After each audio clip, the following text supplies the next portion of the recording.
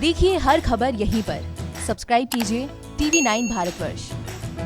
भारत के खिलाफ चीन की बड़ी साजिश का खुलासा हुआ है। चीनी नागरिकों ने 1000 करोड़ का लेन देन किया।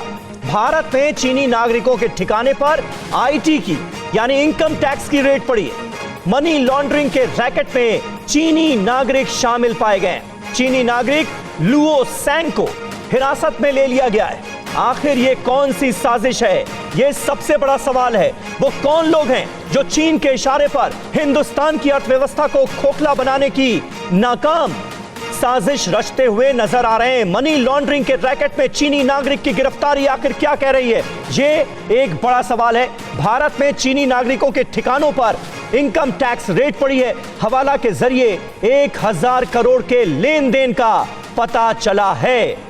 क्या भारत के खिलाफ चीन की यह बड़ी साजिश है? क्योंकि हम देखते हैं कि चीन लगातार पैतरे बदल बदल कर अटैक करने की कोशिश करता है। क्या यह चीन की उसी रणनीति का हिस्सा है? मनीष झा।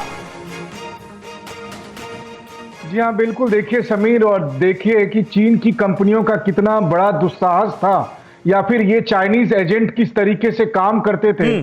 जब ये सब कुछ खुलासा हुआ है, जब इनकम टैक्स की तरफ से गुड़गांव, गाजियाबाद, दिल्ली के करीब 1 दर्जन से अधिक ठिकाने पर छापेमारी की गई, और तब जब ये सब कुछ पता चला है तो वो चौंकाने वाला है कि किस तरह चाइनीज कंपनी, कुछ शेल कंपनी, कुछ फर्जी कंपनियों को पहले बनाते थे और उसमें 1000 करोड़ रुपए पहले भेजे गए, और फिर वहां से ये कहते हुए कि हमें कुछ चाइनीज कंपनियों के शोरूम इंडिया में खोलने हैं, फिर उस कंपनी से पैसे को ट्रांसफर ओरिजिनल कंपनी में किए जाते थे। इस तरीके से हवाला और मनी लॉन्ड्रिंग का ये धंधा चल रहा था, जिसकी सूचना जब इनकम टैक्स को मिली तो इनकम टैक्स ने छापेमारी की, और उसके बाद फिर जो कुछ चाइनीज कंपनी के अधिकारी हैं, ऑफिशियल्स हैं, उनको, और साथ ही इस मामले में मिलीभगत करने वाले बैंक और चार्टर्ड अकाउंट बैंक के कुछ ऑफिसर्स और कुछ सीए को भी इसमें, उस पर उनके खिलाफ भी इन्वेस्टिगेशन हो रही है। इन्वेस्टिगेशन चल रही है और जो जानकारियां सामने आई हैं वो चौंकाने वाली हैं। फिक्र आपकी,